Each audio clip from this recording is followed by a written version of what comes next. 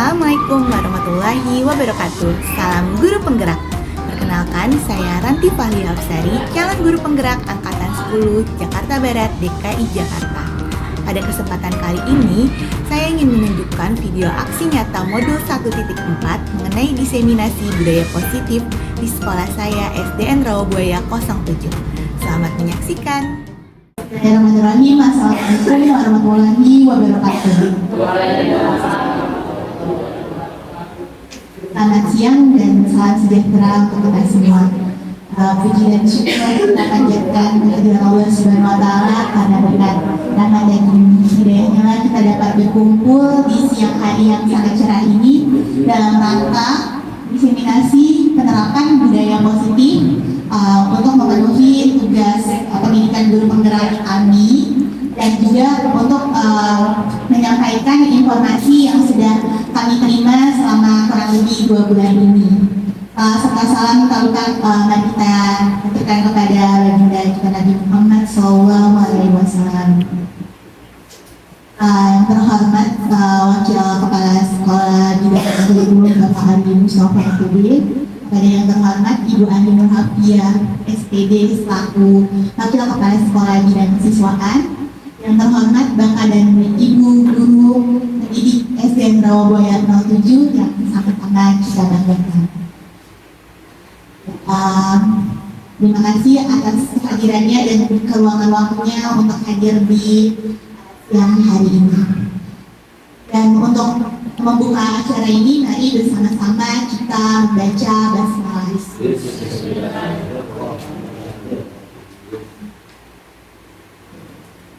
Nah, acara selanjutnya,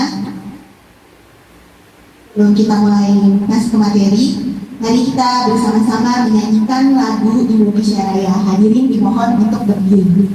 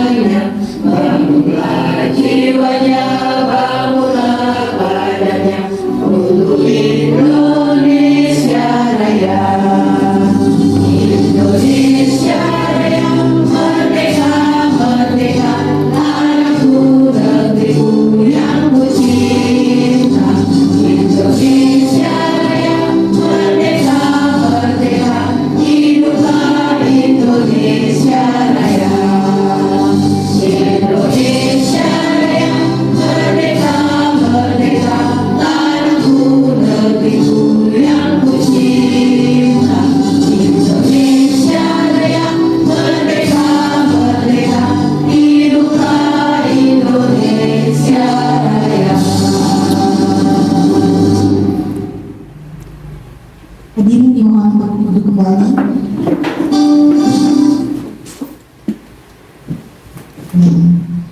Sudah lengkap ya acara kita siang hari ini. Kalau tidak ada pantunnya nih, jangan lupa cakepnya. Pergi ke Indomaret membeli selai, pulangnya lewat lapangan bola. Sebelum diseminasi dimulai, mari awali dengan berdoa. Nah, untuk mengawalinya, dimohon kesediaan dari Ustaz Yudi untuk memimpin doa di siang hari ini agar ilmu pengetahuan bisa kepada Ustaz Yudi, dipersilahkan. Assalamualaikum warahmatullahi wabarakatuh.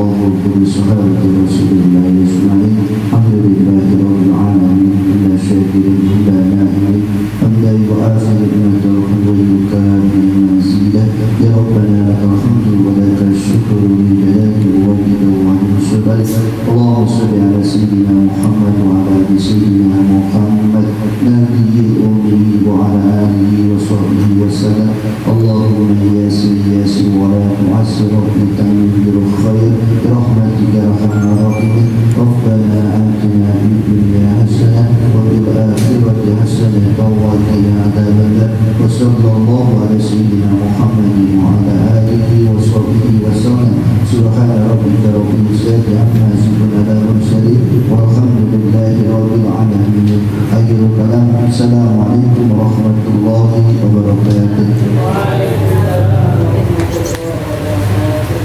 Terima kasih kepada Ustaz Didi atas waktunya. Acara selanjutnya ada sambutan dari Wakil Kepala Sekolah Bidang Kurikulum kepada Pak Ari Mustafa, dipersilahkan. Terima kasih waktunya. Assalamualaikum warahmatullahi wabarakatuh.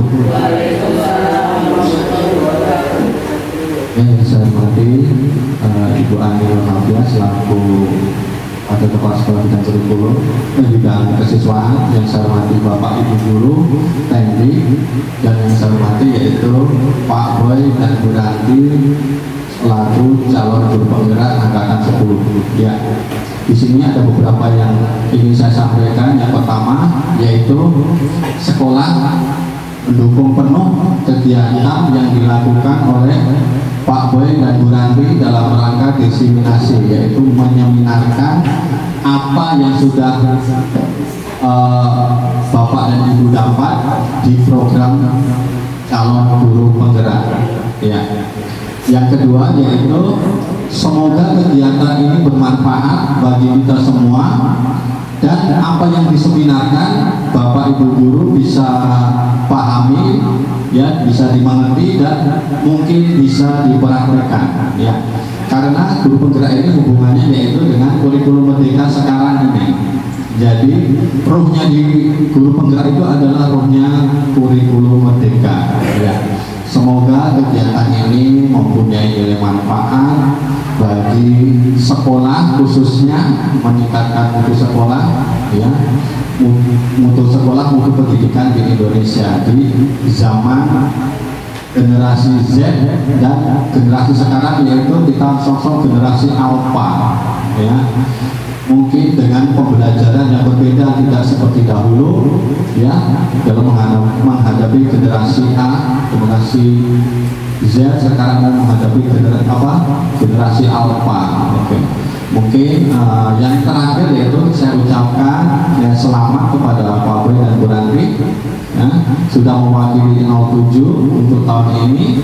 Semoga di tahun berikutnya muncul lagi yaitu Pak Boy dan Bu Ranti selanjutnya, yaitu bergerak menggerakkan. Oke. Mungkin cukup sekian dari sambutan dari saya akhiri akhir kalam. Wassalamualaikum warahmatullahi wabarakatuh.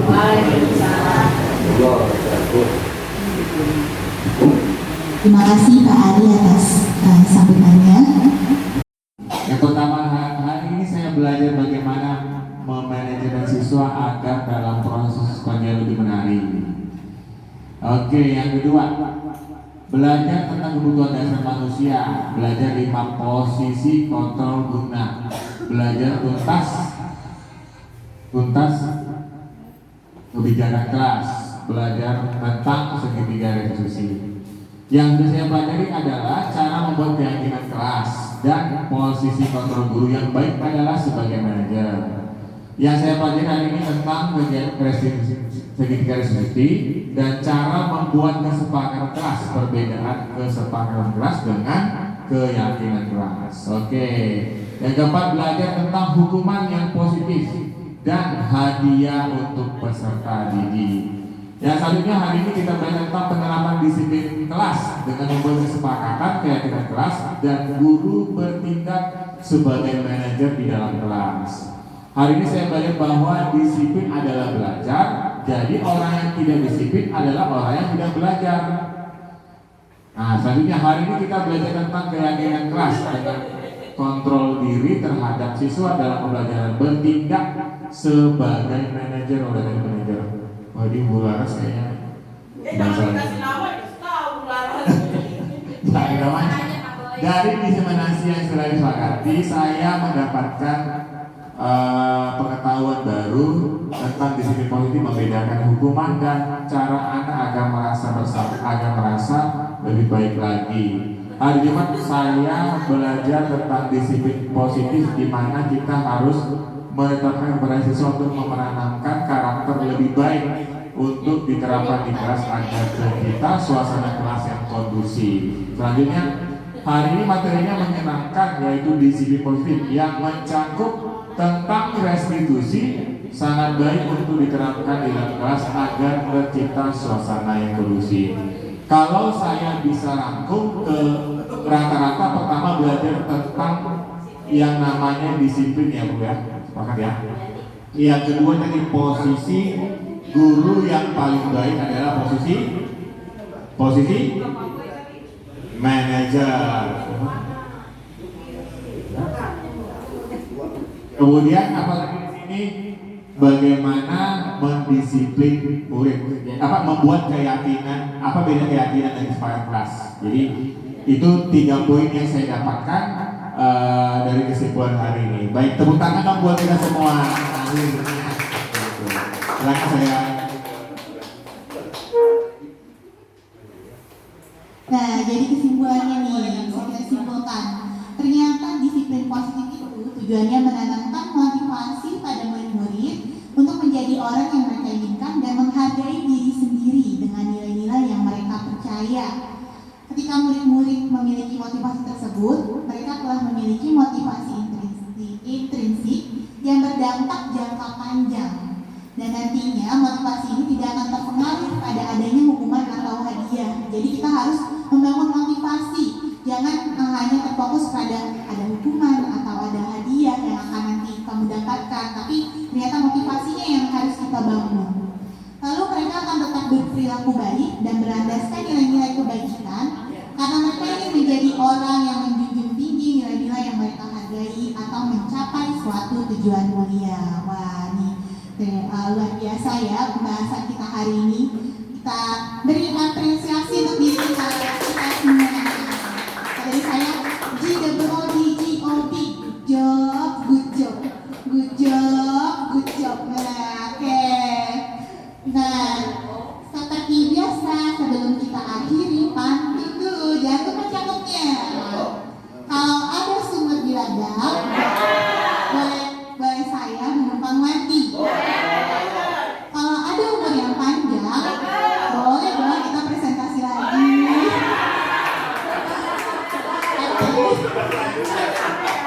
Oke, terima kasih Bapak Ibu sudah membersamai kita di sore hari yang sudah mulai meredup ini. Semoga kehadiran Bapak Ibu di sini bisa memberikan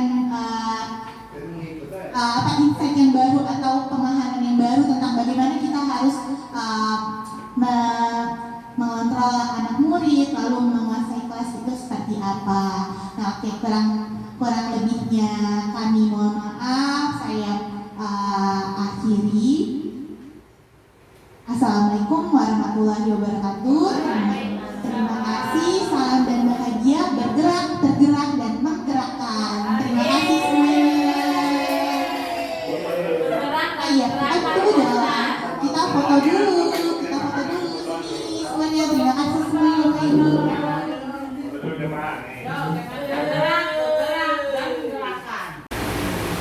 Nah, sebelum kita mulai ke materi hari ini, jadi kita akan membicarakan diseminasi budaya positif yang harus dan kita lakukan di sekolah. Seperti yang kita tahu, di sini ada gambar orbit atau galaksi kita. Jadi di sini diibaratkan pendidikan itu memerdekakan dan biarkan anak berputar sesuai dengan orbitnya masing-masing. Jadi seperti yang kemarin sudah pernah disampaikan bahwa anak itu ternyata memiliki 8 kemampuan yang berbeda Jadi biarkan mereka berkembang sesuai dengan orbitnya masing-masing. Jadi misalnya dia memang pandai, kita bisa melihat mereka pandai di bidang yang memang berkaitan dengan eksak, matematika, IPA.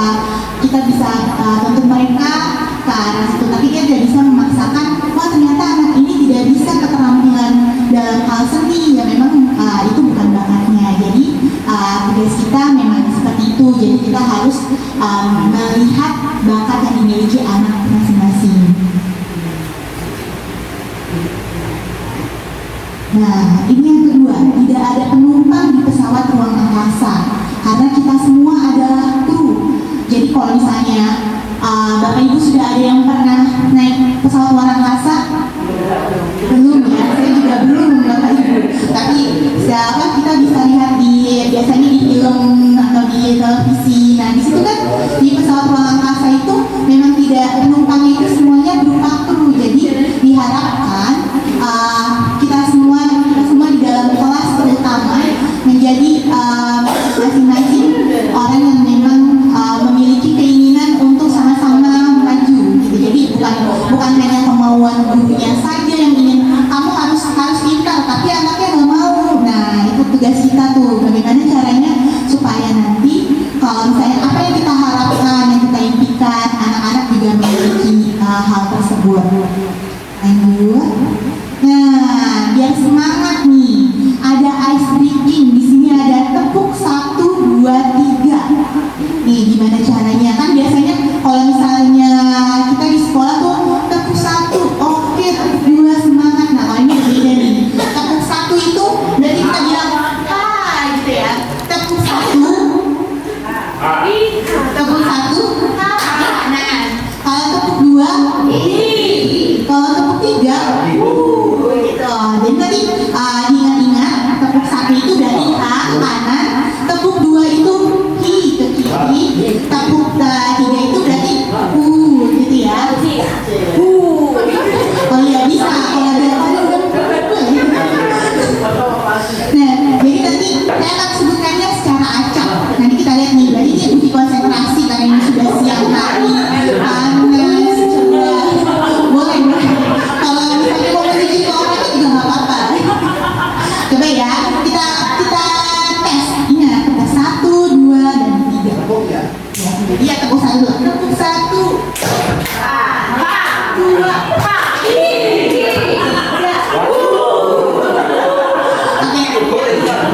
Kita coba lebih cepat ya. Saya akan coba untuk kita acak. Tepuk 3. Tepuk 1. Tepuk 2. Tepuk 3. Tepuk 2. Lumayan berarti masih konsentrasi. Tepuk 1, 2, 3. Oke, semangat. Kita tepuk tangan dulu semuanya. Oh iya, tadi sebelumnya kita kan juga punya visi nih. Kemarin kebetulan sudah ada beberapa teman-teman yang mengikuti ya visi guru pengetahuan visi yang sama-sama kita bahas bersama untuk sekolah kita. Nah, kita lakukan sama-sama dulu visi sekolah kita ya. SD Rawabuaya 07. Asik, akhlak mulia, saintifik, inovatif, kolaboratif. Yes. Oke, yes. Gurunya yes, muridnya juga yes. Nah, sekarang yang selanjutnya. Nah, di sini saya punya ada satu gambar. Kira-kira apa yang Bapak dan Ibu lihat? Tuh, gambar sepatu. Tapi ada yang berbeda tidak?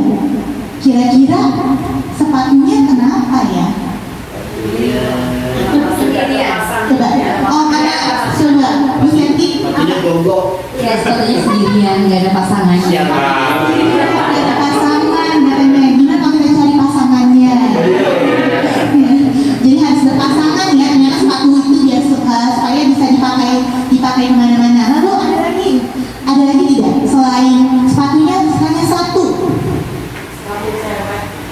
Oh iya, kayak itu dah. Ya, sepatu untuk cewek warnanya pink. Oh iya betul. Sepatunya warna untuk perempuan katanya. Karena sepatunya warnanya pink. Bisa. Ada lagi? Lagi apa Ustaz? Sepatunya udah keikat padahal nggak dipakai. Oh iya betul. Nah, sepatunya sudah terikat padahal nggak ada yang pakai. Bener juga ya. Wah, kan ternyata banyak sekali nih pendapat dari teman-teman tentang satu sepatu. Padahal ini satu sepatu yang sering kita lihat ya sama-sama.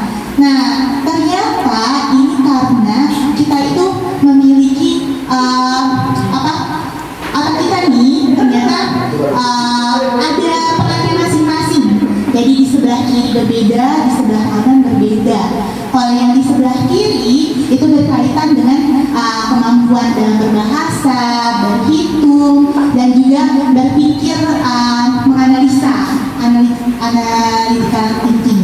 Sedangkan yang kanan itu berkaitan dengan ekspresi, emosi, dan juga imajinasi. Jadi tidak apa-apa ternyata kita saja sebagai guru itu memiliki banyak pendapat yang berbeda-beda. Jadi sangat tidak apa-apa kalau misalnya di dalam kelas ternyata anak-anak itu punya berbagai pendapat yang berbeda-beda. Jadi kita tetap harus menanggapi walaupun ada sedikit kekesalan di dalamnya. Ih, kok jawabannya kayak gitu, salah. Nah, tapi kita benarkan, terus kita cari pendapat dari murid-murid yang lain yang sekiranya dia memang tepat. Nah, kita akan masuk ke sini. Kita akan mulai masuk ke budaya positif nih. Di sini ada pernyataan bukan pertanyaan. Apakah Bapak Ibu setuju? 1. Memberikan hukuman dapat mendisiplinkan siswa. Coba, setuju atau tidak? Kalau setuju boleh yang angkat tangan. Setuju. Kalau saya setuju, apakah memberikan hukuman dapat mendisiplinkan siswa? Saya pasang ada lagi? Oke, kita lanjut ya. Berarti yang lainnya nih tidak setuju. Yang kedua, memberikan hadiah meningkatkan prestasi siswa. Setuju atau tidak? Setuju, nggak apa-apa kalau sama-sama, kan kita sama-sama. Saya juga belajar, Bapak dan Ibu juga belajar, kita sama-sama belajar. Cuma perbedaannya saya mentransfer ilmunya seperti itu. Jadi setuju atau tidak memberikan hadiah meningkatkan prestasi siswa? Setuju. Ya, sebagian besar setuju ya. Lalu yang ketiga, guru harus mampu memberikan solusi dari siswa yang bermasalah. Setuju, betul. Kalau misalnya ada yang bermasalah, kita harus memberikan solusi karena biasanya kalau misalnya dibiarkan berlarut-larut itu pasti akan terus, kalau sudah naik kelas pasti akan terus terbawa. Padahal sudah di kelas yang lalu-lalu seperti itu biasanya menurut pengalaman. Lalu yang terakhir, guru berperan sebagai teman bagi siswa. Setuju? Setuju ya, betul. Kita harus menjadi teman untuk siswa. Jangan memberikan batasan boleh antara guru dengan murid, tapi kita juga harus menjadi teman. Nah, untuk selanjutnya unsur pembentukan budaya positif akan disampaikan oleh Pak Boy. Pada Pak.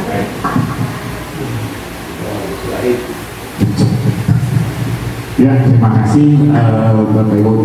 Tadi itu adalah pertanyaan umum ya Bapak Ibu ya, gimana kita sebagai guru ya, tadi bagaimana hukuman itu bisa mematikan karya siswa seperti itu. Nah, saat ini kita ataupun saya akan menjelaskan mengenai unsur pembentukan budaya positif ya. Jadi pertanyaan-pertanyaan tadi itu mengarah kita bagaimana membentuk budaya positif yang ada di lingkungan sekolah gitu ya Bapak Ibu.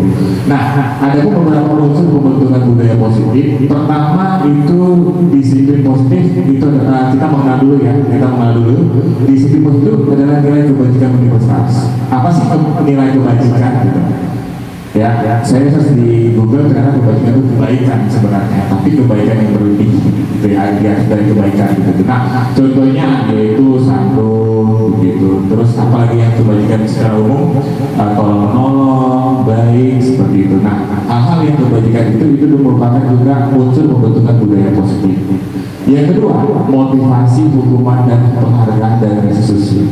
Terus terang Bapak Ibu, di sini saya baru belajar ternyata perbedaan, ada bedanya hukuman, motivasi, dan restitusi seperti pada umumnya. Kira-kira Bapak Ibu ada tahu nggak perbedaan atau ini dia? Apa beda hukuman dengan penghargaan begitu? Ada yang tahu nggak? Sedikit apa namanya pendapat dari Bapak Ibu?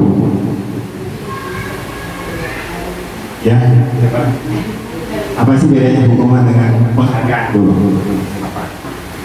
Ya, kalau penghargaan adalah memberikan apresiasi terhadap apa yang telah dilakukan oleh peserta didik. Sementara kalau hukuman yang bersifat positif, yaitu memberikan sebuah pelajaran kepada peserta didik bahwa apa yang dilakukan ternyata belum tepat dan mengarahkan ke arah yang lebih baik. Jadi hukuman itu kepada peserta didik belum tepat, intinya belum tepat dan mengarahkan lebih baik lagi. Oke, baik, saya tangkap pendapatnya. Nah, di sini ada restitusi. Ya, sebenarnya saya juga belajar di sini kita harus menegakkan restitusi, gitu. Restitusi itu gimana nanti akan lebih jelas. Nah, itu bedanya hukuman dengan penghargaan. Benar yang tadi sekali, kalau penghargaan itu kita kasih sesuatu kepada murid begitu ya, tapi hukuman di sini saya baru belajar ternyata hukuman di sini yang definisi yang secara khusus adalah hukuman itu bisa dilakukan secara fisik begitu ya, dan itu bisa jangka waktu ataupun dampaknya jangka waktu sangat lama, dan itu bisa membuat mental siswa jadi turun begitu. Nah, ternyata kita nggak boleh menghukum gitu. Nah, nanti akan saya jelaskan bagaimana supaya seharusnya kita pakai restitusi sebenarnya begitu ya. Kemudian yang ketiga, apalagi sebagai keyakinan kelas. Ya, keyakinan kelas ini saya yakin dan percaya Bapak Ibu di universitas masing-masing pasti punya keyakinan kelas. Keyakinan kelas itu adalah atau kesepakatan kelas, itu perbedaannya ya. Nah, itu kenapa kita harus bikin kesepakatan? Karena supaya apa yang kita sepakati itu antara guru dengan siswa yang bikinnya kan, seperti itu ya. Selama ini kan ada peraturan itu apa bedanya? Peraturan ternyata itu hanya guru yang bikin. Setuju Bapak Ibu ya? Guru yang bikin peraturan kelas. Nah, di sini betul-betul kita mempunyai keyakinan kelas atau kesepakatan kelas. Kenapa? Supaya murid juga terlibat dan kita sebagai guru juga terlibat. Dua-dua terlibat untuk membentuk keyakinan kelas. Nah, apa yang selanjutnya membentuk unsur pembentukan budaya positif adalah keempat, kebutuhan dasar manusia. Nanti kita akan belajar ternyata ada 5 kebutuhan dasar manusia gitu. Nah, saya juga belajar juga di sini Bapak Ibu, siswa itu nakal ataupun tidak sesuai dengan kebaikan. Kenapa? Ternyata kita harus menyelidiki ada 5 unsur kebutuhan dasar manusia ya. Lalu selanjutnya adalah 5 posisi guru. Nah, guru juga bisa nanti sebagai manajer, guru sebagai teman atau yang lain-lainnya kita akan belajar. Lalu yang terakhir segitiga diskusi. Nah, ini yang adalah komponen-komponen untuk membentukkan budaya positif. Oke, sebelum lebih lanjut lagi, ini ada suatu praktek lah ya. Nah, saya baca dulu. Cobalah buka judulnya. Bersama rekan sebangku, tentukan siapa yang akan mengepal tangan dan siapa yang akan membukakannya terlebih dahulu. Sekarang, mulai kepakan salah satu tangan. Sebentar saya baca dulu ya. Coba bayangkan bahwa Anda menyimpan sesuatu yang sangat berharga di dalam kepalan tangan. Anda perlu menjaga benda tersebut sekuat tenaga Anda karena begitu pentingnya untuk kehidupan Anda. Nah, tugas rekan Anda adalah mencoba dengan segala cara untuk membuka kepalan tangan Anda. Teman Anda boleh membujuk, menghardik, mengintimidasi, memarahi, menggoda, mengkritik, bahkan menawari Anda uang agar bersedia membuka kepalan tangan Anda. Nah, langsung diperhatikan ya Bapak Ibu ya, ada teman sebangkunya. Coba pilih siapa yang mengepalkan tangan.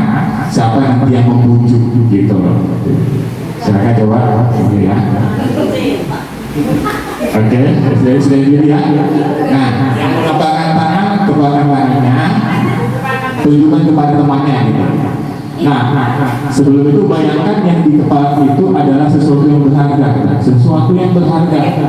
Apa itu boleh terserah? Logam mulia,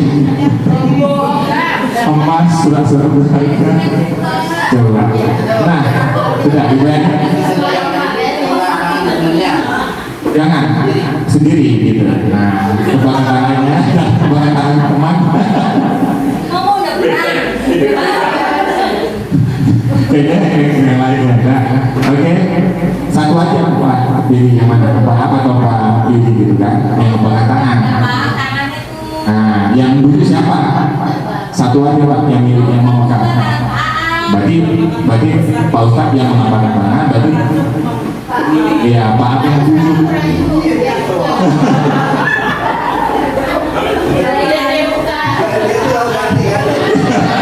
Gantian. Nah, ya, coba berarti Pak Ustadz yang mengepalkan tangan, Pak Ab yang merayu supaya dibuka itu kepala tangan itu tangan sendiri.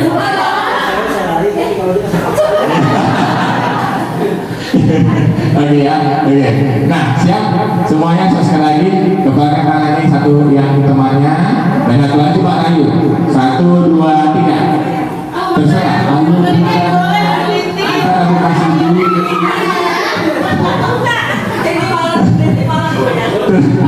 Dirayu apa yang bukan boleh ditinggal. Ini kan dapat hadiah. Maka dikasih dulu. Nah, buka apa? Buka apa? Ada yang kuat bang. Buka. Ya, bukan dong. Oke ya. Nah, oke next. Nah, apa yang kita pelajari? Pertama, apakah Anda atau teman Anda membuka kepala tangan Anda? Mengapa? Apa alasannya? Ada yang buka nggak tadi? Ada yang mau nggak buka? Nggak ada. Tadi kan instruksinya bayangkan ada berharga, bayangkan kita pernah ya. Bayangin mungkin. Nah, kira-kira kenapa ya? Coba tadi yang siapa ya? Bu Ade mengepalkan atau yang merayu? Iya, ya. Oh, mengepalkan. Tadi saya yang mengepalkan, saya dirajuk, saya nggak mau membuka. Sekarang gantian Ibu Ade yang mengepalkan, lalu dia malah membuka.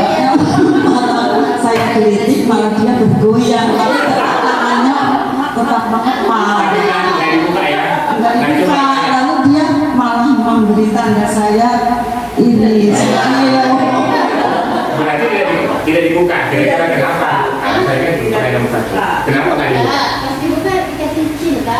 Oh, berarti dibuka. Kalau dibuka, ya dibuka kan? Coba. Ya gitu.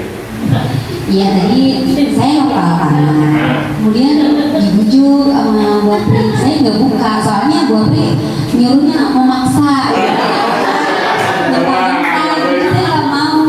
Berarti aku suka bakso. Ternyata dia suka maksa ya. Ada jadi geli. Oke, itu yang pertama ya. Jadi nggak mau. Nah, kita tanya kenapa nggak mau? Oh, dipaksa. Oke, dipaksa. Berarti kalau secara halus mau mungkin ya. Oke, nah kemudian yang membuka siapa yang buka ya? Ada buka kan kepala? Akhirnya mau tadi selain Bu Ade, selain Bu Ade ya. Oh, ya kan. Jadi tadi ada yang buka, ada yang tutup ya, dan ada yang tutup tadi alasannya ada yang nggak boleh dipaksa, terus pasti ada mungkin berharga ya, karena mungkin dalamnya, mungkin kita bayangkan ya, dalamnya ada teman-teman apa logam emas mulia gitu, ya. Oke, selanjutnya. Nah, oke, bisa nomor 3 ya. Dalam kegiatan ini sesungguhnya siapa sih yang memegang kendali atau kontrol atau untuk membuka atau untuk kepala tangan? Siapa kira-kira? Diri kita sendiri. Benar kan? Walaupun tadi mungkin dibujuk-bujuk, dirayu-rayu, dikasih iming-iming, begitu ya. Benar kan? Tapi yang memutuskan yang tadi mengepakkan tangan tetap diri sendiri, begitu. Ya kan? Jadi itu yang kita pelajari. Ya, jadi diri sendiri yang sebagai kendali kontrol yang seperti itu. Selanjutnya itu. Nah, balik ke tadi ada teori kontrol di sini ya. Di mana apa itu sih teori kontrol? Yang pertama, ilusi guru mengontrol murid. Yang kedua, ilusi bahwa semua penguatan positif negatif bermanfaat. Yang ketiga, ilusi bahwa kritik dan membuat orang merasa bersalah dapat memakan karakter. Kemudian yang keempat, ilusi bahwa orang dewasa memiliki hak untuk memaksa. Jadi tadi itu kita belajar teori kontrol diri berasal dari diri sendiri, bukan berasal dari orang lain ya. Jadi kembali lagi tadi teori kontrol kita sepakati bahwa kita yang memutuskan apa yang mau kita lakukan, ya kan? Seperti itu ya. Dan itu semua yang lainnya ilusi seperti itu. Next. Nah, kita juga di sini belajar mengenai stimulus, respon dan teori kontrol. Apa sih bedanya, gitu ya? Karena ini sama-sama hampir sama kan, sama-sama mengendalikan gitu. Nah, stimulus kontrol pertama, realitas atau kebutuhan kita sama, tapi menurut teori kontrol, realitas kebutuhan kita berbeda, begitu. Bedanya yang kedua, semua orang melihat hal yang sama. Kalau stimulus respon. Tapi kalau yang teori kontrol, setiap orang memiliki gambaran yang berbeda. Begitu. Lalu yang ketiga, kita mencoba mengubah orang agar berpandangan sama dengan kita.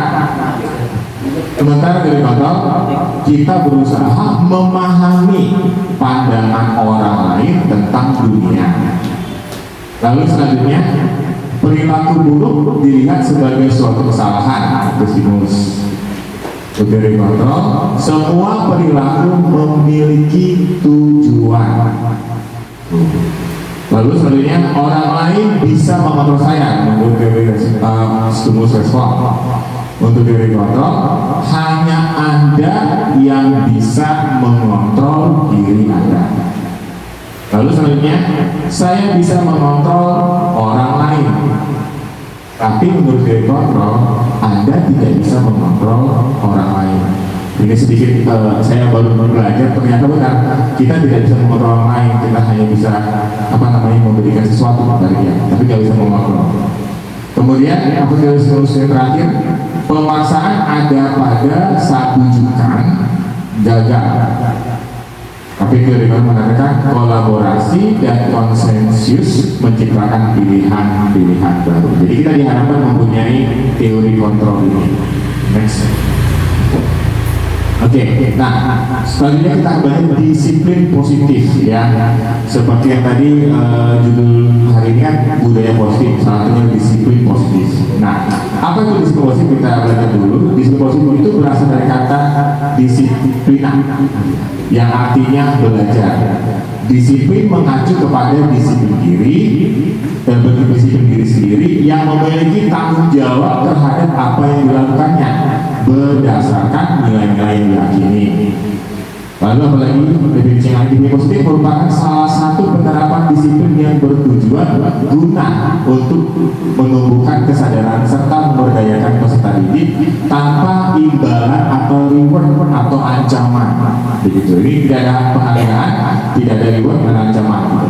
Yang ketiga, sebagai guru sekaligus pendidik, tujuan kita adalah mampu menciptakan peserta didik yang menjunjung sikap disiplin sehingga dapat berperilaku yang mengacu kepada nilai kebajikan dan memiliki motivasi untuk berubah ke arah yang lebih baik.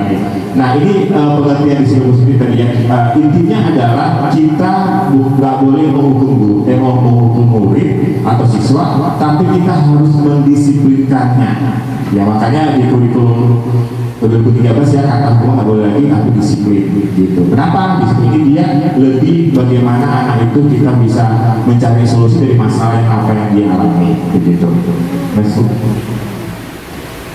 Nah, kebajikan universal tadi seperti yang saya bilang, apa itu kebajikan? Kebaikan begitu. Nah, apa pengertiannya?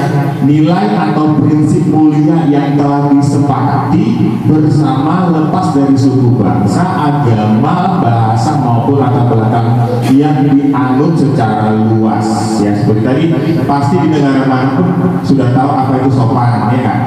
Pasti negara manapun sudah tahu itu apa itu kebaikan begitu. Kemudian hal-hal yang baik, saling tolong menolong, kemudian saling menghormati, itu semua pada umumnya itu adalah nilai-nilai dari kebajikan universal.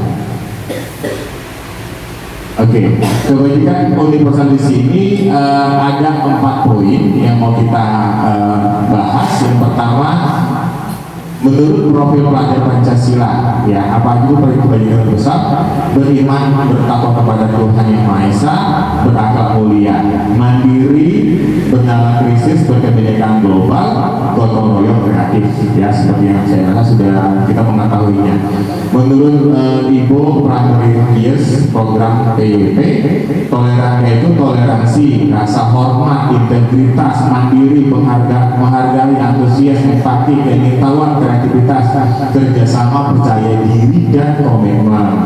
Menurut Willy Moral Intelligence, empati, contohnya empati, suara hati, kontrol diri, rasa hormat, kebaikan, toleransi, dan keadilan. Dan terakhir, menurut Indonesia Heritage Foundation, cinta Tuhan dan genap ciptaannya, kemandirian, dan tanggung jawab, kejujuran, diplomatis, hormat, dan santun. Ini adalah contoh-contoh dari kebajikan universal. Oke, nah ini untuk motivasi. Apa sih artinya motivasi? Di sini ada namanya Diana Gosen dalam bukunya Restructuring School Discipline menyatakan ada 3 motivasi perilaku manusia. Nah, yang pertama yaitu untuk menghindari ketidaknyamanan atau hukuman. Ya, itu ada pertama. Yang kedua, untuk mendapatkan imbalan atau penghargaan diri dari orang lain. Lalu yang ketiga, untuk menjadi orang yang mereka inginkan dan menghargai diri sendiri dengan nilai-nilai yang mereka percaya.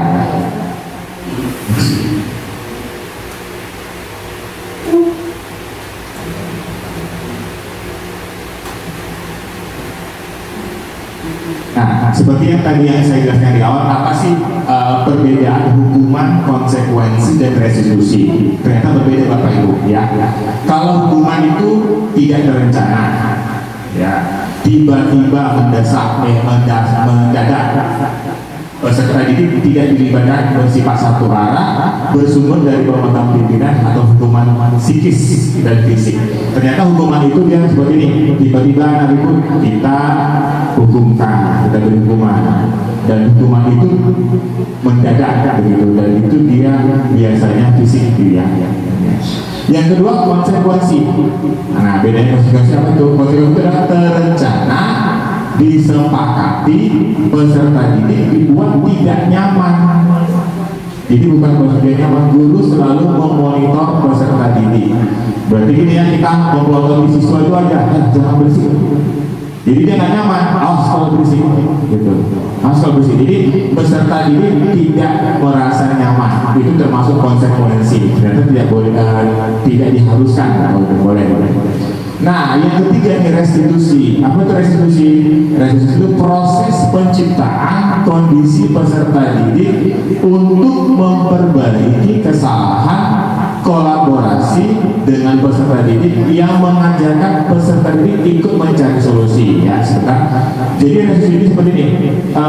Ternyata kalau misalnya ya pertama yang saya dapat di kelas saya, anak-anak saya biasa ya berisik ya, atau apa namanya, paling sering nih pengalaman paling sering mengatakan nama orang tuanya, Pak, ini Pak dia nama pasnya Pak. Nah, ternyata dari restitusi saya belajar, kita nggak boleh, siapa yang bilang itu, kita hukum langsung, udah kamu tulis 10 lembar misalnya, 10 lembar gitu. Ternyata restitusi kita mengajak anak itu tersebut berbicara, kenapa nak kita harus menganalisa bagaimana, siapa, terus ternyata kita ajak dia bagaimana mencari solusi. Kira-kira menurut kamu bagaimana keyakinan kita, apakah harus begini begitu. Jadi ada sesuatu kita dapatkan atau kita peroleh dari restitusi. Kita ajak anak peserta didik untuk berbicara atau untuk mencari solusi, ya. Jadi yang paling bagus adalah restitusi, ya Bapak Ibu, ya, seperti itu. Next. Selanjutnya Bu Hani. Oke, masih semangat? Semangat ya. Nih, ya masih cukup banyak pembahasan kita ya. Nah, di sini ada tanda panah, ada kata jika. Nah, apa yang sedang dilakukan oleh anak ini? Kira-kira dia kenapa ya? Lapar, betul. Biasanya kalau kita lapar, berarti kita jika lapar maka kita harus makan. Kalau misalnya nggak makan, bagaimana Bapak Ibu? Lemes, betul. Kalau anak-anak tuh, kalau misalnya nggak sarapan terlebih dahulu, dia biasanya konsentrasinya kemana-mana. Sarapan aja konsentrasinya nggak full, gimana nggak sarapan. Nah, jadi ini berkaitan dengan teori motivasi. Jadi kalau misalnya kita mau melakukan sesuatu, maka ada hal yang harus kita kerjakan. Nah, ini di sini ada sebuah kutipan dari Alfikon. Di sini didukung oleh penghargaan. Saat kita berulang kali menjanjikan hadiah kepada anak-anak agar berperilaku bertanggung jawab, atau kepada seorang murid agar mempelajari sesuatu yang baru, atau kepada seorang karyawan agar melakukan pekerjaan yang berkualitas, kita sedang berasumsi mereka tidak dapat melakukannya atau mereka tidak akan memilih untuk melakukannya. Jadi ternyata kalau kita menjanjikan hadiah nih kepada anak-anak untuk kamu harus belajar bertanggung jawab, tapi nanti kalau misalnya kamu berhasil nanti diberikan misalnya sepeda, ternyata itu tidak akan maksimal hasilnya, bukan karena keinginan dia sendiri untuk melakukan hal tersebut, tapi karena tadi adanya keinginan untuk mendapatkan hadiah. Nah, di sini juga ada bagannya. Ternyata pengaruhnya ada berupa jangka pendek dan panjang. Penghargaan tidak efektif. Lalu penghargaan merusak hubungan, katanya tuh. Penghargaan mengurangi ketepatan. Penghargaan akan menurunkan kualitas. Penghargaan mematikan kreativitas. Penghargaan itu menghukum, dan juga motivasi dari dalam dirinya juga berkurang, seperti itu. Lalu, nah untuk selanjutnya setelah ada hukuman, pasti akan ada bentuk program kebajikan berupa apresiasi. Biasanya kalau ada yang menghukum, ada nih yang bertindak sebagai pribadi yang memberikan apresiasi. Dalam memberikan apresiasi atau namanya ada pengakuan, perlu diingat beberapa hal. Dari pengakuan secara khusus, jadi kita harus mengkhususkan apresiasi ini untuk siapa dan untuk apa. Jadi kita tidak boleh memberikannya secara menyeluruh atau universal. Lalu yang kedua, beri pengakuan secara pribadi. Nah, ternyata kita harus belajar mengakui, wah kamu hebat. Jadi kita harus mengakui anak kita ternyata memiliki sesuatu. Lalu yang ketiga, beri pengakuan kepada semua murid bergantian. Jadi biasanya kalau di kelas yang menunjuk hanya ke satu murid, walaupun dia jawabannya salah, kita harus biarkan dia berbicara dulu, berpendapat. Kalau salah, coba ada lagi yang bisa membantu seperti itu. Jadi kita beri pengakuan kalau misalnya anak tersebut ada nih di kelas ini dan boleh terus berpendapat. Lalu beri pengakuan secara konsisten. Nah ini ya yang saya sendiri juga suka ngasih terlewat-lewat, tapi kita suka nggak konsisten untuk memberikan pengakuan seperti itu. Lalu fokus kepada prosesnya, jadi jangan hanya kepada hasil. Nah ini adalah contoh pengakuan. Pembukanya, kemarin saya perhatikan nilai kebajikannya, rasa empatimu besar sekali. Situasinya pada saat menolong murid baru di kelas kita. Lalu yang kedua, pembukanya adalah saya menghargai. Jadi kita berbicara nih, saya menghargai. Nilai kebajikannya adalah kepedulian, dan situasinya pada saat membantu teman-temanmu di kelompok. Nah ini juga biasanya kalau tugas kelompok ada yang dominan, ada yang dia tidak mau bekerja. Nah jadi kita berikan apresiasi kepada setiap anak, dan kalau misalnya ada yang malas itu kita harus juga memberikan motivasi supaya dia mau ikut bekerja sama. Lalu yang terakhir pembukanya adalah terima kasih untuk nilai kebaikannya, rasa tanggung jawabmu. Nah situasinya ini bisa kita temukan pada saat memungut kertas-kertas yang berserakan di lantai. Jadi ini sebenarnya sepele ya Bapak Ibu. Kita minta tolong anak-anak buat itu ada sampah, coba tolong kamu ambil. Biasanya kan, nggak mau, bukan saya Bu yang buang. Tapi ternyata kita harus berikan apresiasi juga supaya anak itu nanti ketika melihat sampah tidak usah kita suruh, jadi langsung dia ambil begitu. Nah di sini ada foto, ada gambar apakah ini? Ada gambar hutan, batu-batuan, dan ada kuda. Di sini ada gambar wajah manusia. Udah terlihat? Coba dilihat. Apakah ada 13 wajah yang Bapak Ibu apa bisa lihat?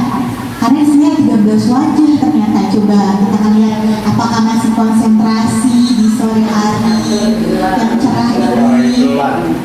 Berapa wajah orang? Ada tadi Pak Ustadz, ada yang 6, ada yang di atas 6, ada yang 7, ada yang 10, Pak Abdullah ada 10. Coba ada nggak nih yang sampai 13? Wah, harus sampai 11. Wah, ya pokoknya ada gambar wajah orang atau manusia kayak 11. Ada yang sampai 13 kan nih? Coba dilihatin ya.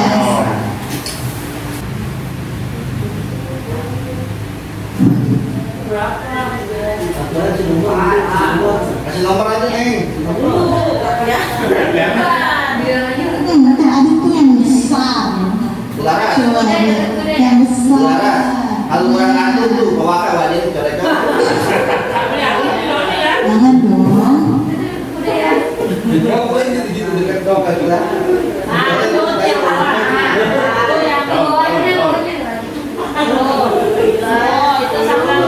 Udah sampai 10 nih. Mana lagi coba Bapak Ibu boleh bantu. Oh ada yang di itu enggak.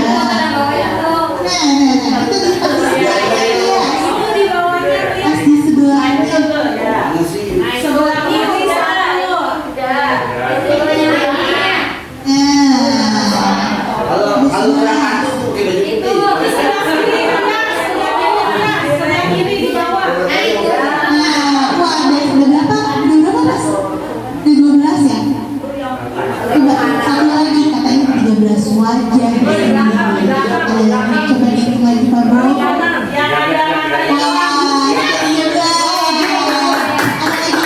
Mantap, berarti ternyata kita melihatnya berbeda-beda nih, sudut pandangnya berbeda-beda, tapi dengan adanya kolaborasi bersama-sama ternyata yang tadi sedikit bisa jadi banyak. Kita akan lanjutkan nih ke biasanya kita di kelas itu kita selalu membuat kalau mau awal masuk sekolah pasti kita akan membuat kesepakatan. Jadi, selanjutnya kita akan belajar mengenai keyakinan kelas versus peraturan kelas. Ternyata keyakinan kelas yang nantinya akan menjadi kesepakatan itu berbeda dengan peraturan kelas. Oke. Nih, sekarang kita akan melihat yang mana yang merupakan keyakinan kelas menurut Bapak Ibu dan alasannya kenapa. Belah kiri di sini ada tulisannya sama-sama kesepakatan kelas nih. Tapi ternyata beda. Ada yang berupa keyakinan, ada yang hanya merupakan kesepakatan.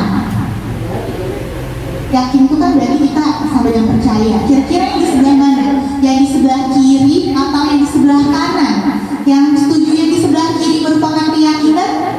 Boleh angkat tangan?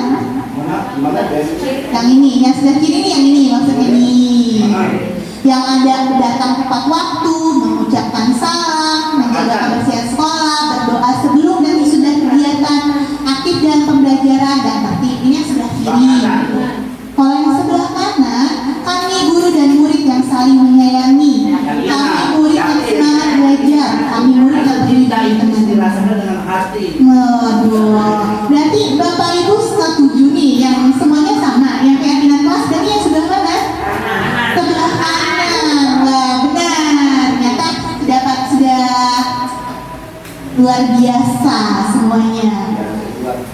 Nah, ini keyakinan kelas. Jadi keyakinan kelas merupakan salah satu disiplin positif yang dapat diterapkan dalam membangun budaya positif di lingkungan sekolah, khususnya di dalam kelas. Keyakinan kelas ini dibuat bersama dengan peserta didik melalui kegiatan musyawarah, sehingga menghasilkan kesepakatan kelas yang diyakini kebaikannya serta dijalankan bukan hanya oleh guru tetapi juga oleh murid. Jadi kita membuat kesepakatan, lalu kita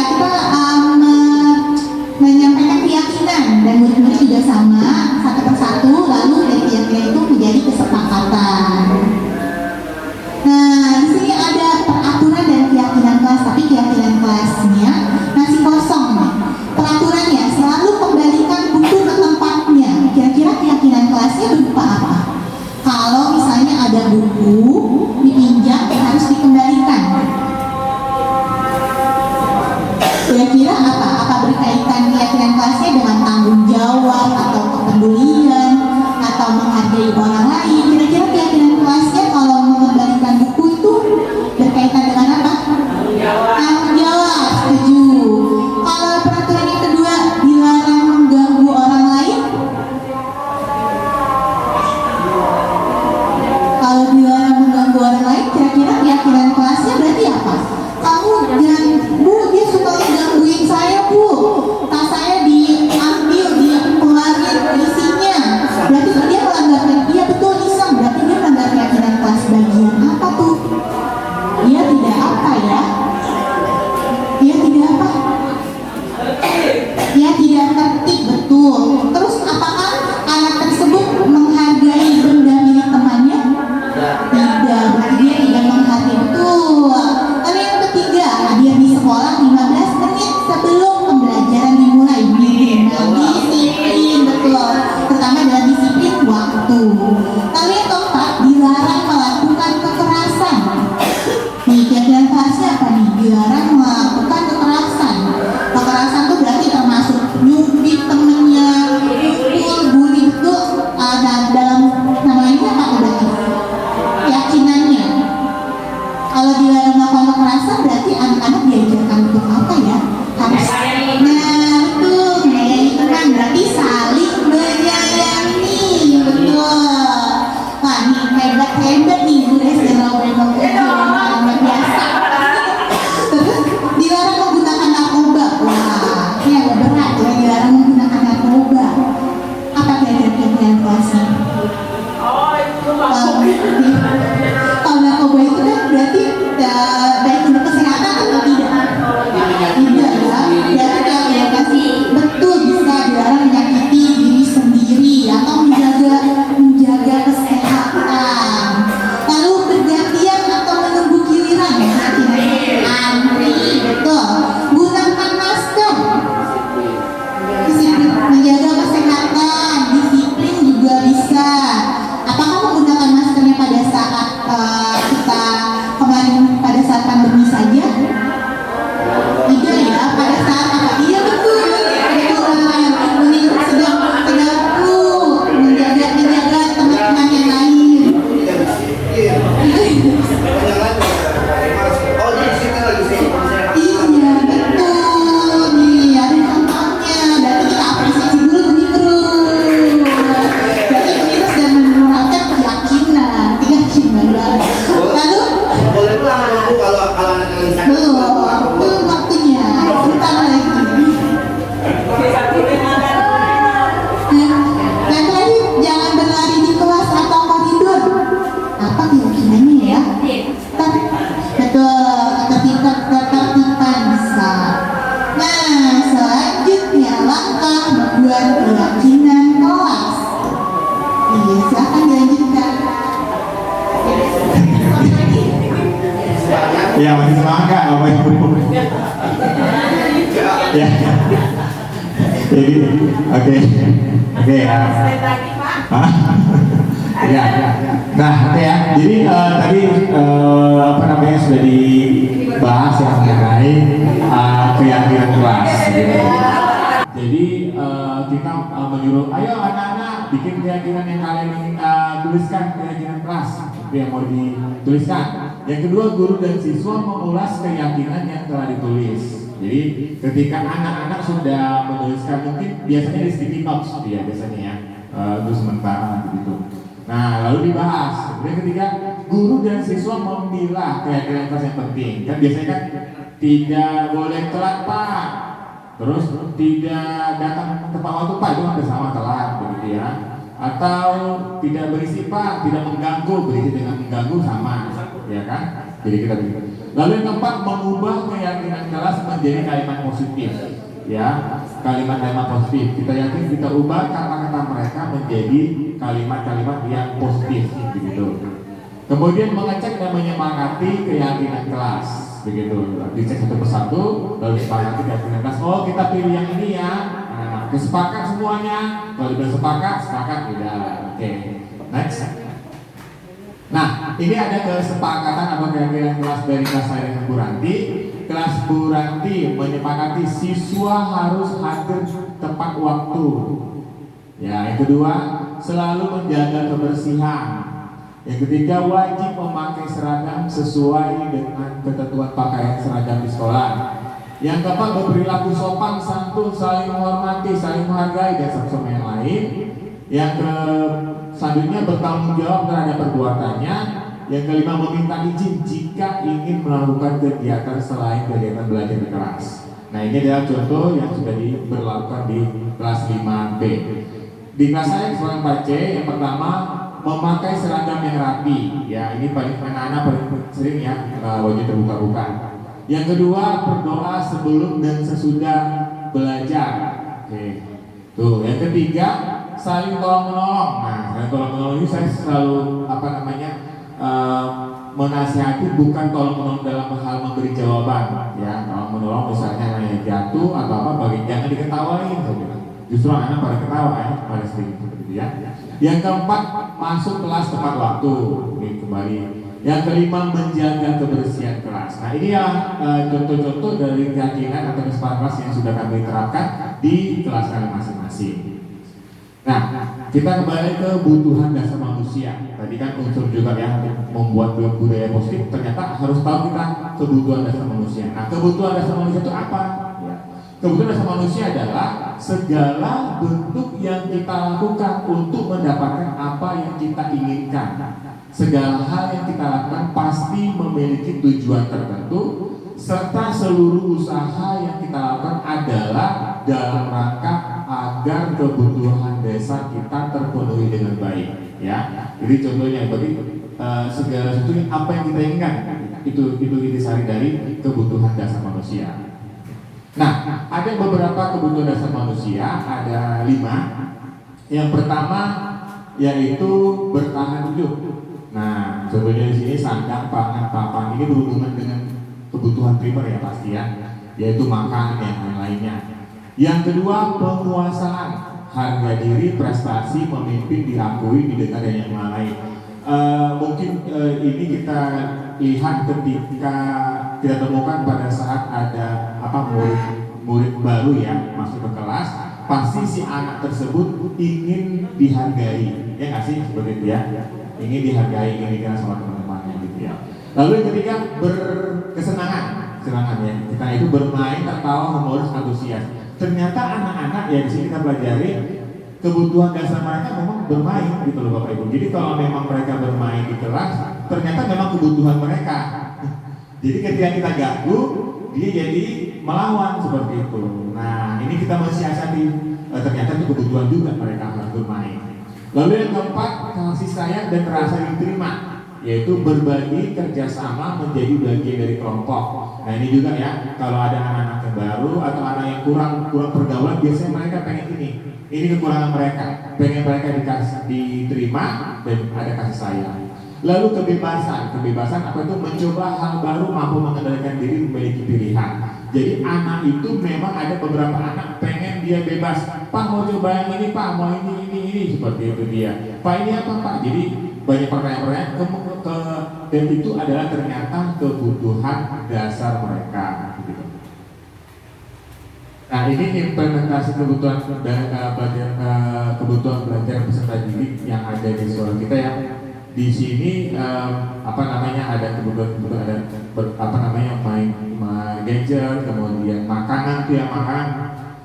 Ternyata BP saya pernah bilang ada anak nakal, kenapa? Ternyata dia nggak makan dari rumah. Akibatnya kebutuhan dasar makan dia nggak terpenuhi. Jadi di sekolah dia bikin onar dengan cara mengambil makanan temannya, dengan cara yang lainnya. Ternyata itu Bapak Ibu, saya baru belajar, oh iya, jadi kita harus menganalisa dia kebutuhan dasarnya apa yang tidak terpenuhi, seperti itu. Nah, lalu kita belajar mengenai 5 posisi kontrol guru. Ada 5. Yang pertama penghukum. Siapa sih di sini menghukum? Ada yang Yang kedua sebagai teman. Sebagai teman. Yang ketiga sebagai manajer. Yang keempat pembuat rasa bersalah. Yang kelima pemantau. Nah, kira-kira Bapak Ibu saya ajak di sini. 5 posisi kontrol guru ini yang mana yang paling baik ya? Saya kasih pendapat ya? Apa semua baik? Coba punya. Yang mana paling baik Bu? Dan apa alasannya gitu?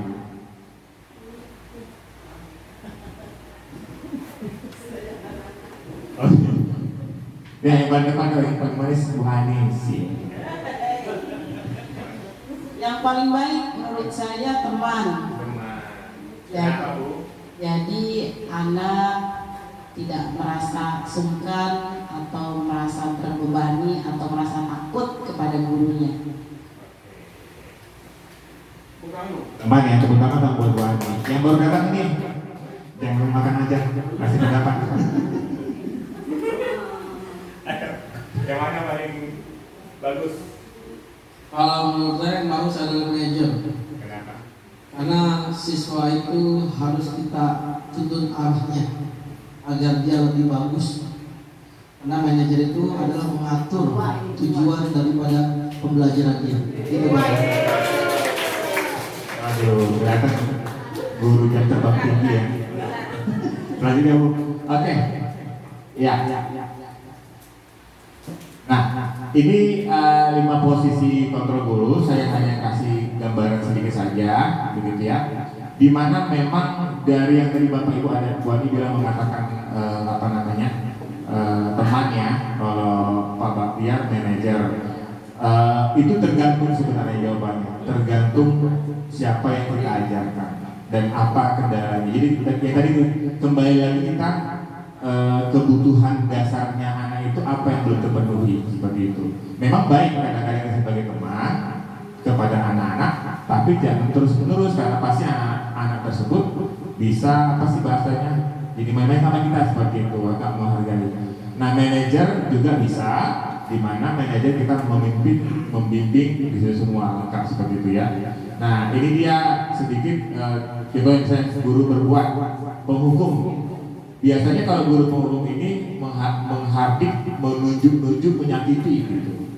Kemudian membuat rasa bersalah, berceramah dan mengatakan seharusnya Bapak kecewa loh kalau begini gitu.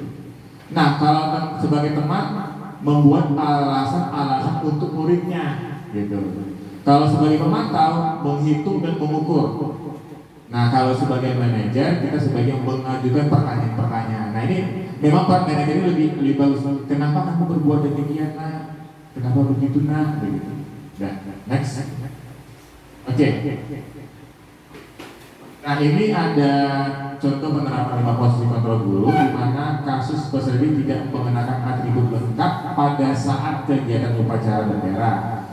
Nah, untuk penghukum biasa gini, kita kasih hukuman, kamu berdiri di bawah bendera selama 1 jam, gitu, hormat, gitu. Terus zaman saya banget tuh, itu zaman saya pernah alami hal demikian. Tapi untuk membuat rasa bersalah, saudara, sudah sering Bapak tegur kamu untuk berpakaian lengkap, namun tidak ada perubahan, kamu sangat mengecewakan Bapak. Jadi kita membuat anak itu merasa bersalah. Ya, ini contoh. Kemudian ada contoh yang kedua, peserta ini tidak mengenakan atribut. Oh, ini sama sebagai teman, apalagi? Nah, sebagai teman, guru sebagai teman. Fahri, bisa tidak kamu ikuti aturan sekolah? Coba lihat deh, teman-teman kamu saja bisa kok berpakaian lengkap tiap hari. Lain kali harus rapi ya. Nah, ini sebagai teman, ya kan? Kalau kita sebagai pemantau, hari ini kamu melanggar aturan sekolah, kamu tahu kan konsekuensinya. Senin depan jangan terulang lagi ya. Bapak perhatikan akan memperhatikan kamu. Nah, untuk manajer, contohnya seperti ini. Tolong dengarkan, kamu sudah tahu kesalahanmu pada hari ini bukan? Lalu kira-kira bagaimana cara memperbaiki kesalahan yang sudah kamu lakukan ini? Nah, inilah kalimat-kalimat 5 posisi kontrol guru kita sebagai guru seperti itu. Maksudnya?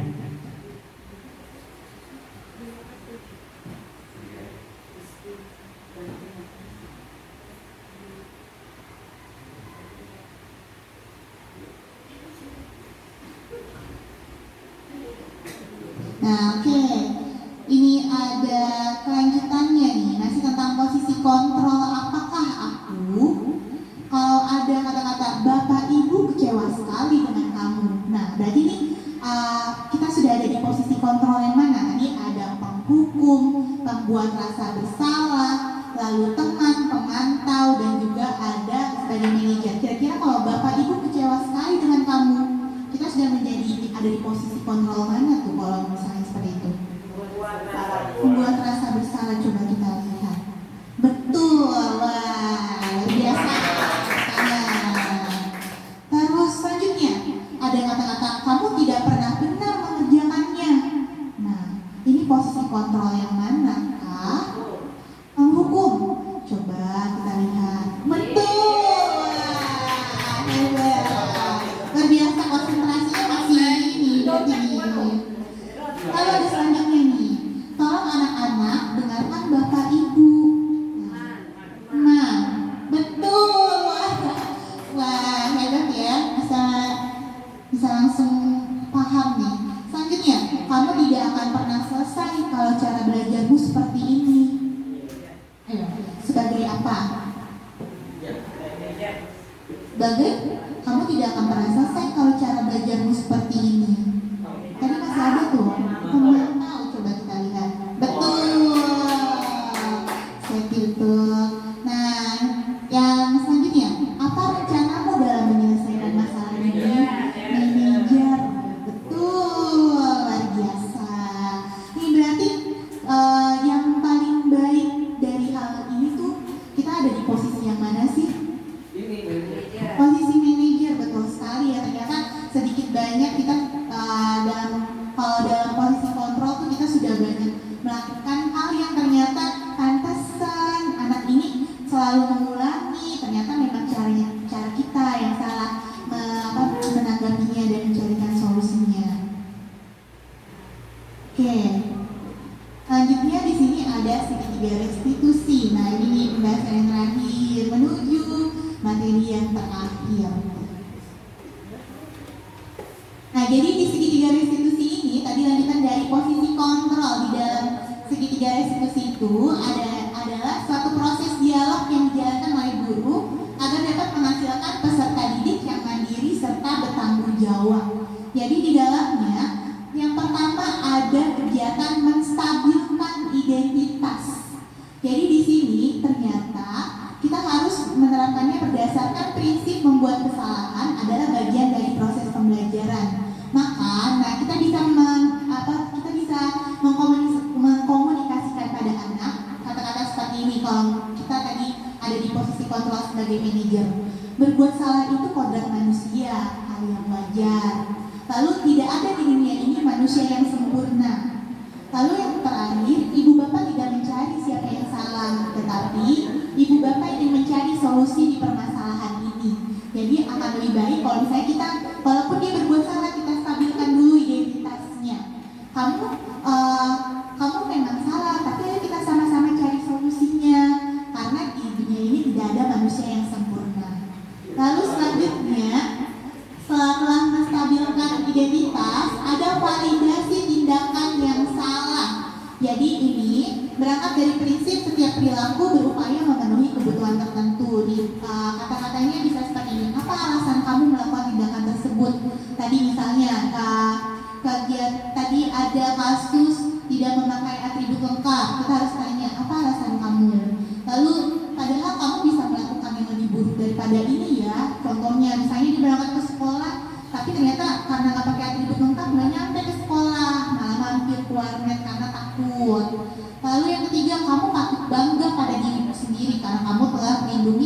yang penting buatmu.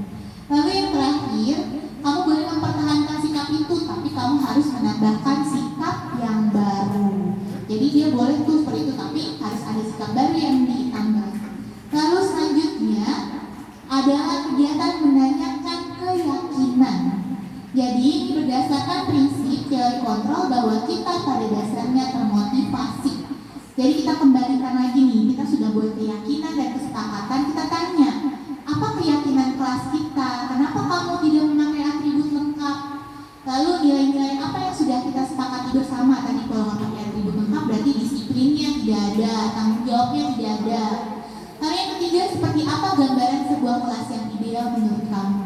Lalu yang terakhir nih, kamu ini menjadi orang yang seperti apa kalau terus-menerus hal tersebut dilakukan? Nah, sampai di hampir penghujung, jadi kita akan melakukan refleksi. Nah, di sini ada sticky note. Jadi Bapak Ibu silakan menuliskan kira-kira apa sih pembelajaran yang sudah kita informasi yang sudah didapat nih sepanjang kurang lebih sudah sejam.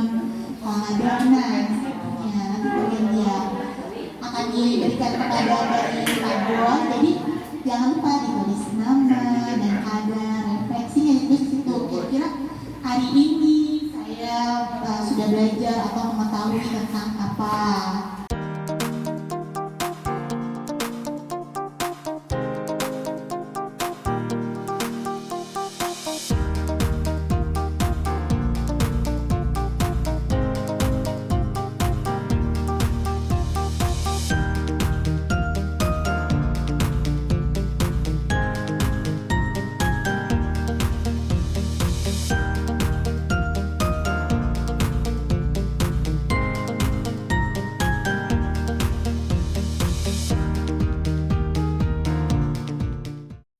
Yang pertama, hari ini saya belajar bagaimana memanajemen siswa agar dalam proses belajar lebih menarik. Oke, yang kedua, belajar tentang kebutuhan dasar manusia, belajar 5 posisi kontrol guna, belajar tuntas kebijakan kelas, belajar tentang segitiga restitusi. Yang bisa saya pelajari adalah cara membuat keyakinan kelas dan posisi kontrol guru yang baik adalah sebagai manajer. Yang saya pelajari hari ini tentang segitiga restitusi dan cara membuat kesepakatan kelas, perbedaan kesepakatan kelas dengan keyakinan kelas. Oke. Yang keempat, belajar tentang hukuman yang positif dan hadiah untuk peserta didik. Yang selanjutnya hari ini kita belajar tentang penerapan disiplin kelas dengan membuat kesepakatan keyakinan kelas dan guru bertindak sebagai manajer di dalam kelas. Hari ini saya belajar bahwa disiplin adalah belajar, jadi orang yang tidak disiplin adalah orang yang tidak belajar. Nah, selanjutnya hari ini kita belajar tentang keyakinan kelas dengan kontrol diri terhadap siswa dalam pembelajaran, bertindak sebagai manajer oleh manajer. Waduh, Bu Laras kayaknya Jangan dikasih nama, tahu Bu Laras. Dari diseminasi yang sudah disepakati, saya mendapatkan pengetahuan baru tentang disiplin positif, membedakan hukuman dan cara anak agar merasa lebih baik lagi. Hari Jumat saya belajar tentang disiplin positif, di mana kita harus menetapkan kepada siswa untuk menanamkan karakter lebih baik untuk diterapkan di kelas agar kita suasana kelas yang kondusif. Selanjutnya, hari ini materinya menyenangkan, yaitu disiplin positif yang mencakup tentang restitusi, sangat baik untuk diterapkan di dalam kelas agar tercipta suasana yang kondusif. Kalau saya bisa rangkum ke rata-rata, pertama belajar tentang yang namanya disiplin ya Bu ya. Ya. Yang kedua tadi posisi guru yang paling baik adalah posisi manajer. Kemudian apalagi di sini bagaimana mendisiplin murid, membuat keyakinan, apa beda keyakinan dan kesepakatan kelas. Jadi itu 3 poin yang saya dapatkan. dari kesimpulan hari ini. Baik, tepuk tangan dong buat kita semua.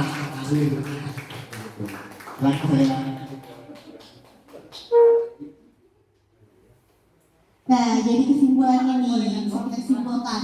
Ternyata disiplin positif itu tujuannya menanamkan motivasi pada murid-murid untuk menjadi orang yang mereka inginkan dan menghargai diri sendiri dengan nilai-nilai yang mereka percaya. Ketika murid-murid memiliki motivasi tersebut, mereka telah memiliki motivasi intrinsik yang berdampak jangka panjang. Dan nantinya motivasi ini tidak akan terpengaruh pada adanya hukuman atau hadiah. Jadi kita harus membangun motivasi, jangan hanya terfokus pada ada hukuman atau ada hadiah yang akan nanti kamu dapatkan, tapi ternyata motivasinya yang harus kita bangun. Lalu mereka akan tetap berperilaku baik dan berlandaskan nilai-nilai kebajikan karena mereka ingin menjadi orang yang menjunjung tinggi nilai-nilai yang mereka hargai atau mencapai suatu tujuan mulia. Wah, ini luar biasa ya pembahasan kita hari ini. Kita beri apresiasi untuk diri kita semua. Dari saya GWODGOB, job, good job, good job, good job. Nah, oke. Nah, seperti biasa sebelum kita akhiri pantun dulu, jangan lupa catatnya. Kalau ada sumber di ladang, boleh saya menumpang mati. Kalau ada umur yang panjang, boleh dong kita presentasi lagi.